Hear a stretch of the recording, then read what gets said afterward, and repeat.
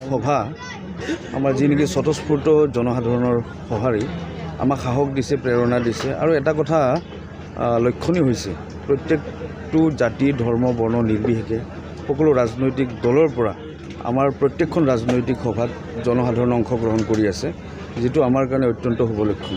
কেৱল BJP, BPF বা AGP নহয়, আমি দেখিছোঁ বহু UPPL শুভাকাংক্ষী আমাৰ দলত আহি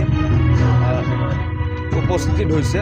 মই নহয়, আমি বিজেপি, BPF আৰু AGP তিনিওটা ৰাজনৈতিক দলে মিলি প্ৰায় 1 লাখতকৈ অধিক ভোট গড়েশ্বৰ বিধানসভা সমষ্টিত পাম, এইটো নিশ্চিত। আপুনি যদি বিধায়ক হয়, কোনকেইটা সমস্যাক প্ৰাধান্য দি আপুনি কাম কৰিব বুলি ভাবে?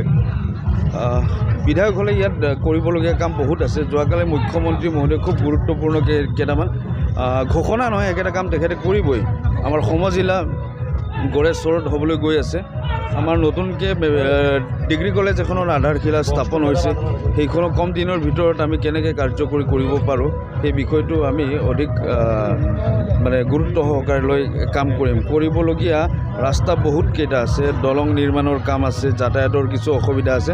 গতিকে সামগ্ৰিকভাৱে সকলো দিশ চালি জাৰি চাই যাতে এখন সুন্দৰ গড়েশ্বৰ সমষ্টি আমি মুখ্যমন্ত্ৰী মহোদয় আৰু হাগ্ৰামা মহিলাৰী ডাঙৰীয়াৰ আশীৰ্বাদত আমি কৰিব যাব পাৰোঁ, তাৰ কাৰণে আমি কাম কৰিম। আপুনি কিমান উৎসাহী হৈছে, কিমান ভোটাৰ দেখা পায় বা ভোটাৰ ৰাইজৰ সঁহাৰি দেখা পায়? আমি আগৰ পৰাই উৎসাহী, আমাৰ প্ৰত্যেকজন কাৰ্যকৰ্তা উৎসাহী।